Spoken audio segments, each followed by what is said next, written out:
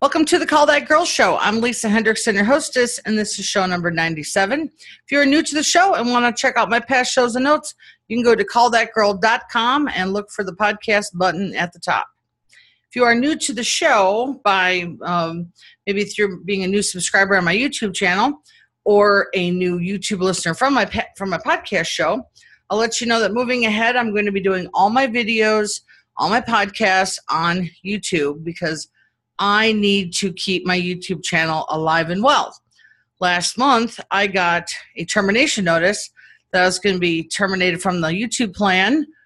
And boy, it got me kicking. I had a month to get the numbers. So it really stirred up a lot of ideas for me. And the one thing is, outside of Google for my Call That Girl business, that's where I get all my calls from, right? YouTube is really up there with people Googling. They go to YouTube, the YouTubing, and they find the error they're looking for. They want to look for something, and my videos show up. So I've decided that after this partnership plan came back in for me, I'm going to kick it up. So all my podcasts are going to be over here. If you don't want to see me, just turn the monitor, whatever, or hide the tab. I'm always going to try to give out great information, though. But I want to start doing a little bit more. Those that are subscribers and listeners, I did 2 interviews with Amit and Adam, and I'm going to try to give you guys good information to learn from. We are really going to be focusing on Office 365 this coming year, like a lot, because there is a lot going on. And outside of the constant Outlook problems, the Office 365 just never changes. It is just its own dynamic machine in there, constantly running. So I've learned I have to keep up with tons of other things, like experts and what's going on. Teams is huge right now. It's insane, Teams. If you're not using it, you need to get into it because I'm getting into it now and I'm already like, wow, a lot can go on in there. I don't have a team to practice with, so I'm trying. I got a guy in the UK who's giving me access to his teams. And there's another guy that's like, well, you could do a lot in your own teams. I'm like, true, there's a wiki and there's some other stuff, but I want to do more, But it's on my game plan this year to learn it a lot more. But anyway, most of the interviews are done for a while, but I do plan on incorporating more interviews with my regular shows. So if you're like an old listener going, what happened to the old shows where you talk about horror stories? Well, they're going to be back. But I am going to let you know that if you are a listener of my how-to videos or error blogs, I'm not going to make them anymore and edit. I'm done with that because I really need to focus on getting out more content. I know people love having one screen open and being guided through the answers, but basically I've learned I can get out more content if I just go slower, explain, and have you follow along and give you some tips on, like, here's what can happen if that doesn't happen. Editing takes so much time. It's a lot of work for a 2-minute video, and it might not seem like it, but it is because I will mess up a lot. I'll tell you that. Editing, I got to scratch it, edit it, and it's annoying. So anyway, expect more if you're a new subscriber. And if you're not a subscriber yet to the channel, please go down there and subscribe. And there's a bunch of notes in each show of all the things I sell, support, and other experts I work with, and other referrals. I'm trying to be a really good referral person this year because I have a lot of access to a lot of people. So check everything out in the notes while I'm talking or whatever. Okay, one thing I'm going to start off with the show this week is I get some calls sometimes, and this is where I'm going to try to train you folks on 2 things about Office 365 Exchange that sometimes people don't know. I get calls often from companies that went through migration fine with their MSP or their IT person or whatever, but they have little questions that the IT people might not know because it's not in their wheelhouse to know it every day, right? Or Office 365 changes so much that they really don't have like the hands-on, experience like I do, that I deal with it every day. So they sometimes come looking for me to say, hey, we got a few questions since the migration. One common one I get is sharing calendars. So there's 2 parts to this, okay? The first part is when you're sharing a calendar in a brand new Exchange account set up with Outlook, and it doesn't have to be brand new, it's just the new Office 365 setup. Outlook by default has the calendar permission set up for you to click on offline global address list. Big no-no, okay? So what happens is people go in, set up all their permissions, give everybody access through the offline one, but it doesn't work because it's only for that Outlook only. You need to go up, and I'll walk you through it so you can follow along. You need to change it to the global address list, which pulls it from the server, okay? So right-click on your calendar, go to Properties. I'm doing it right now. Go to Permissions, go to Add, and at the top it says Offline Global Address List by default. Go switch the address book down to Global Address List, and then you'll see the people in the company, and you can go ahead and click on their name, click Add, and give them the right permissions. And if they've already added your calendar, they just basically need to close Outlook, and it'll launch fresh with the right permissions. That offline list is, it's every time. And I typically, when I get those folks, they have other issues anyway. So that's like a quick 5-minute fix, but really, people at that point have many more things. But the second part to that is, if you want it to always be the global address list as default, which it should be for all your stuff, close all those windows, go open up your Outlook and go to your address book. And I'm doing it right now. Go to Tools at the top of the address book, go to Options, and then at the bottom it says, when opening the address book, show this address list first. Change it from offline to global address list, hit OK, and close the windows and relaunch it, and then your global is the default, okay? You need that if you're in an Exchange environment no matter what. This offline thing, I laugh. It makes me a lot of money, but should be fixed. I don't know why Microsoft likes everything offline, because it doesn't work. But the second thing is, this is one of my biggest YouTube videos, by the way, is people get everything set up and then they're like, well, how come I can't see so-and-so's calendar on my phone, even though we've shared it? Young grasshopper, that is never going to happen. Well, it might happen one day, but I don't think it's going to too soon. So in the beginning of this, clients used to say, well, we're trying third-party apps and nothing's working. And I finally spent a ton of hours with the client. And I was like, I'm not going to bill you for this because I really need to learn it anyway, but I'm going to tell you that I've put in too many hours now. We're done. Let's just buy you a new mailbox. And they were like, what do you mean? And I said, well, you need to spend an extra $5 a month or whatever the exchange was at the time and buy the mailbox. And this is what I came up with kind of myself, but I read it on a blog too. Because, I spent a lot of time trying to figure this out. And you basically buy a mailbox, and then that mailbox can be added to everybody's phones. They can be added to iPads, tablets, computers, whatever you want. It's its own mailbox. And then there you set it up into each person's Outlook. So this is great for like a sales team, okay? So the sales team, let's say you got Joe Smith, and then in his Outlook it'll have, sales at the company name, and that'll be only the calendar and contacts. Now, people ask, like, well, that costs more money. Why don't we use the public calendar? And contacts, that's free. Or why don't we create a group? Blah, blah, blah. And I'm like, because it don't work. Okay? You need to have an extra mailbox for mobile and computing functionality to be shared. You just have to. And so what's funny is when people call me and they start asking me all these questions, first thing I say is, oh, man, I bet they're going to need that mailbox. And then as a consultant, the minute I say you need to have a mailbox, it dings in their head and they don't want to hire me because I just gave them the answer. So it's really, here's what I'll tell you is that the answer is a mailbox, but there's so much more I do within the mailbox that is not just, make a mailbox. I do setup, configuration. I train the person doing it so they're not using the company calendar for their private appointments. I help them with their phone. I spend probably a half hour with each person to make sure it's done right. So, the quick answer for an IT person is set up a mailbox. And if you want to go through all that with your clients, great. That's your freebie.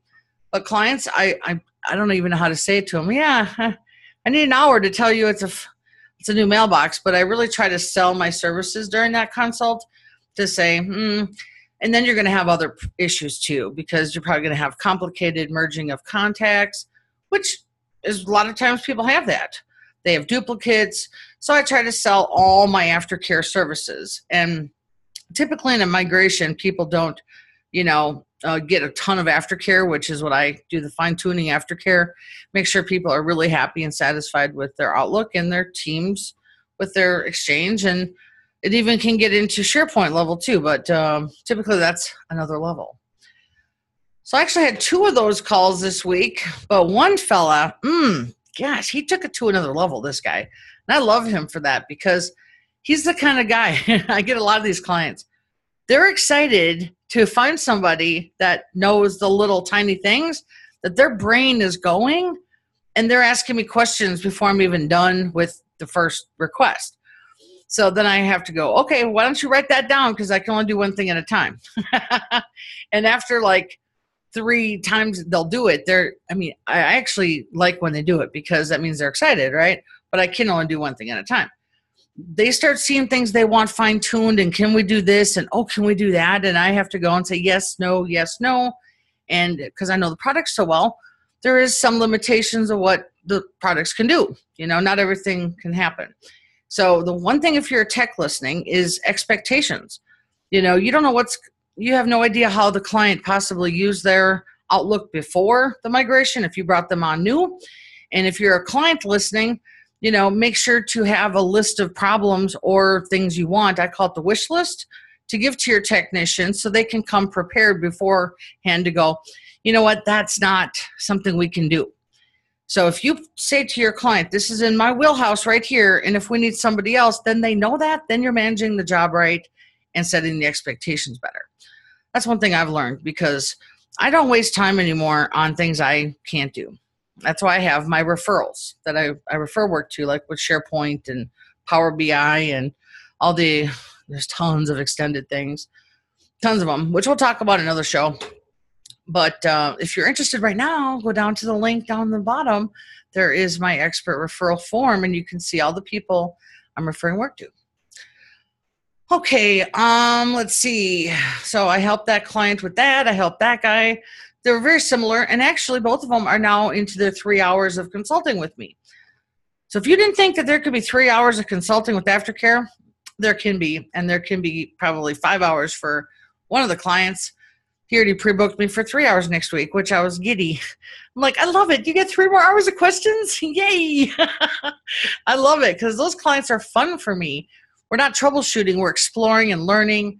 And then, typically I know a lot of it, but it's just fun seeing the clients get excited about all the new things they can do with Exchange.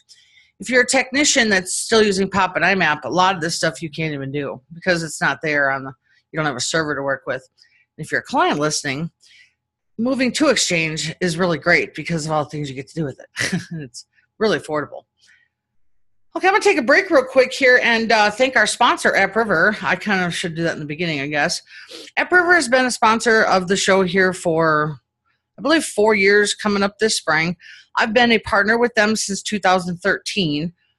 Back in the days when I was doing, when I had a store and I changed over to remote, I had to find a new partner because the current partner I had was not really doing a good job with sales and support. So I found AppRiver through a website, and I called them up and created a partnership with them. The thing I like about working with AppRiver is I know how their system works. I know their salespeople, their technicians, how they work, and I kind of know when I sell it to my clients, I say, look, I work with them for a reason because I've been with them for 5 years. I'm very loyal to their brand. They treat me with the same level of respect. Clients can call 24 hours a day. They're based out of Florida. Their technicians are, trained well. And the difference between calling Microsoft and having a vendor is a huge difference. The AppRiver doesn't have you call Microsoft, period. You don't have to. They'll take care of it all. I don't think I've ever had to call Microsoft once since I've been with them. And if you are a technician, they've got 2 plans. You can be a reseller, or you can be a partner. Now, if you're a reseller, of course, you run your own systems and bill your own clients. I'm a partner. I have my clients pay AppRiver for a reason, and if you're a client listening, you know why, because they manage your service and stuff for your Exchange. I always tell clients, you should always call AppRiver first for simple things, and then call me for the other things, because my clients tend to have not just one Exchange in their Outlook, but many accounts, many other things. And they always have little things they want to do, like these consulting jobs. They want to use me in 15-minute increments for questions and help and stuff like that. So I really don't lose out on not being a reseller. If you're wondering, like, well, how do you make money? Well, I make money. I service my clients. I help them with the onboarding and the aftercare and all that stuff. And UpRiver does a good job of keeping my stuff really working so I can keep doing the things I love doing, which is not invoicing, and keeping track of that stuff. If you know me, I'm not an invoicer. Credit card before all jobs. That's how I roll. All right, so I had a job I wasn't for sure I was going to talk about because it was kind of like a one-day devastation. But it happened in one day. Well, the end of it did, and I've tried to move on, but I try to teach my folks listening or watching. I try to have learning lessons with things, right? So I want to call that girl's golden nuggets or something really fun, because not every learning experience should be bad. Every failure should not be a bad thing. So I've been trying to follow The Secret. I'm a believer of The Secret, so I'm trying to turn negatives into positives quickly and not dwell on stuff. But I've been debating about telling this story, so I'm just going to tell the short version just so I can get it out there. But I get many times clients who will send me, they'll put a request in. We make the appointment. They follow all the rules, right? But then what happens is once we get in the appointment, they're like, well, I have really an 8-page document of problems. Yep. I've seen this many times, actually, 8 pages. Now, a lot of it might be screenshots, but we're talking detailed problems, right? Well, I don't get them all that much, but when I do get them, I have to read through them, which takes me a long time, and assess it. And so I think that, that should be on the billable time, of course, but sometimes I read beforehand. And the one thing that what happened with this job was the client was great the first 2 hours, and then we started having issues. And here's what the issue was. It was a Gmail account, which had lots and lots of old email from that important folder, the all mail, and the person lived in a remote area with really bad internet. So you know what's happening here. The IMAP is broken. It doesn't have fast enough internet to keep up with that kind of mail, that workload. And so I typically, from learning, I do 1 hour, I take a credit card. 1 hour, take a credit card. Well, I was doing that. And the third hour, I was kind of like, he's a cool guy. I can get, the card, the next session, right? We had many little sessions. Well, the credit card got declined. I was like, well, he's a nice guy. There's no need, to worry about it. Okay. Lesson, worry about it. Get the credit card before you take the third hour work. No matter how nice they are, just do it. Okay. Because I've documented everything I've done. There's no reason why I shouldn't have said, let me get a third hour, right? Okay. So third hour went by, fourth hour, I was into it, and he was just saying, go for it, keep fixing it. I told him it was going to be a lot of time, and he was like, cool with that. And then he started in the fourth hour getting, not so happy.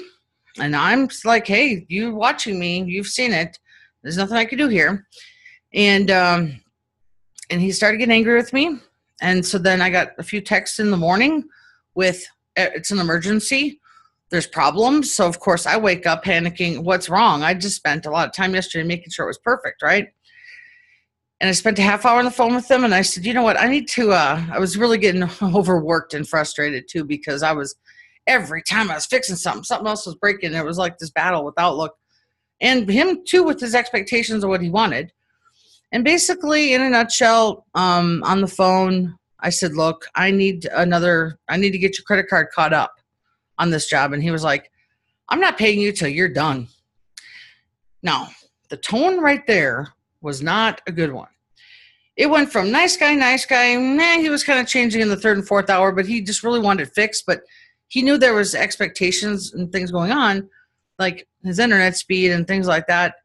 But after a half hour of me doing 20 things in a half hour, it went bad really quickly. And I knew at that point, why didn't I get that third hour credit card? And why didn't I get that fourth hour? Because I got into that nice client mode. If you're a client listening to this, this is why people have you prepay. And it's a learning lesson, because here's the thing is, let's say even like I got the 4 hours of payment and he was like not happy. Sure, he can go to Amex, charge back. Amex will say you win, because Amex listens to everybody. But what happens is when you document every single call and your remote logs and your texting and your emails and every single thing, you can win when there's a chargeback. You can't be afraid of never getting a chargeback from Amex. I've only had 2 actually, but these are the similar things. The client gets angry, they charge it back because they're not happy with you. And I've done hundreds and hundreds of jobs, so 2 chargebacks since I think it was 2014 maybe is a pretty good record. But you can win with a chargeback if you do everything properly. So my first tip is a 4-hour job. You get that paid and they charge back, at least you can try to win that. Here's the thing is that the guy took the 2 hours and never charged back, knock on wood, and he still might, but I'll tell you that I have almost 70 emails from this client. Okay. And I've got all the screenshots of the texts and just everything. So that day that happened, I felt so like, how did I let this get in this direction? And that's how fast the clients can spin. And if you're a client listening, if you're a spinner, remember, we're trying to do our best to help you at your speed. And anyway, so I just said that was the final nice client I ever trust, because I usually do take, and you know what the nice thing is? My clients are so awesome that I'll say, hey, we're up for another hour. Let me get your credit card. And they're like, hey, no problem. There you go. And everything's great, because you are working with them on a project. And I just, a couple of flags for me is when people send you 8 pages of, here's all my problems. I'm tempted to say, let's start with the 10-hour ticket. And I'm going to bill you every single hour so So it's not like you bill them for the 10 hours, but you say 10 hours. 1 hour per page, because then that sets it up to them to go, wow, that's at $150 an hour. That's going to be $1,500. Yes, that's what I'm going to quote you for that job. And then if they're like, see, that's what I should have done with this client was said $1,500 is your quote. That would have slowed him way down, and it probably would have been better. And you know what? I would have won it, or I wouldn't have. And if I wouldn't have, I wouldn't have had the stress, So I'm thinking smarter this year. I'm taking each call on and setting up better quotes. I've been doing that anyway, which is just naturally because I've been learning. But that one there really was an eye-opener for me, and I wasn't real happy about it. But I said, look, how can I win from this? And the other one is telling people it's going to be that many hours. And only bill 1 hour at a time, though. That's what I've still learned, no matter what. I don't do projects. But anyway, let's see what else we have here. If you recall, I talked about a lot in 2016 that I wasn't happy with the outlook and the migration work. And over the holidays, I had the big, kind of epiphany of focusing on what I love, which is not migrations. I've been working with Adam, who was on my show a couple shows ago, and I think we've got 12 migrations set up in 5 weeks. And I'm like delivering them now, and I'm like, cool, they're just flying out the door, and I'm selling my upsells and doing it. So if you're, in a position where you're like, things aren't happening, just start, paying attention to how you're selling it and doing things like that, and start feeling like, you can win them more, because that's all I did was just start feeling positive about it. I think because I felt alone too, but I just got so frustrated. But now I've got Adam, and I've got a few other referral people, and so everything's going a lot better since 2017. I tell you that. I'm a much happier place. And let's see what else I have here. I was going to talk about a few other jobs, but I think I'm just going to do that next time.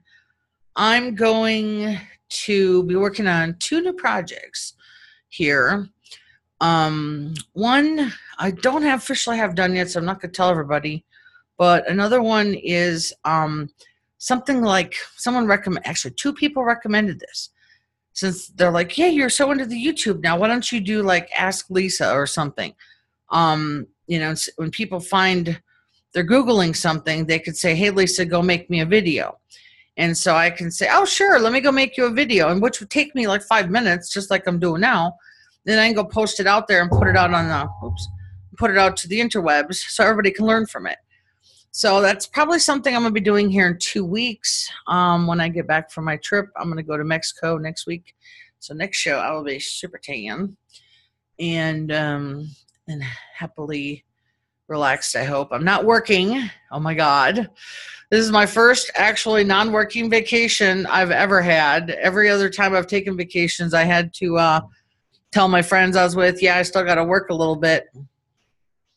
But this one, my calendar's cleared. I've got my voicemail set up. Adam is my reserve. Scott's my other reserve. I've got things in place so I can just check email, hopefully. And I did not put Facebook on my phone, so I'm not going to be there. But I do have Instagram, so if you want to follow me there, you can go ahead and follow me on Instagram.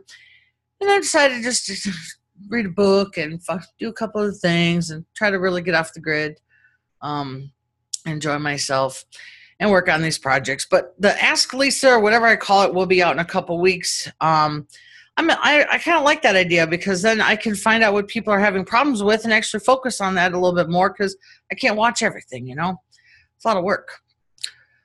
Well, anyway, I think that's it, folks. I'm going to close up the show here. If you've got anything you want to ask me now, go ahead and email me, lisa@callthatgirl.biz. And I have the show notes, like I said, down below. Please like, share, and subscribe. If you're a podcast listener, thank you for being loyal and staying with me through all the years. And I have a show 100. I have to think about what I'm going to do for that. Something maybe fancy and special. We'll see. But anyway, this has been a Heyman Hendrickson production. Audio supported by Mitch Heyman.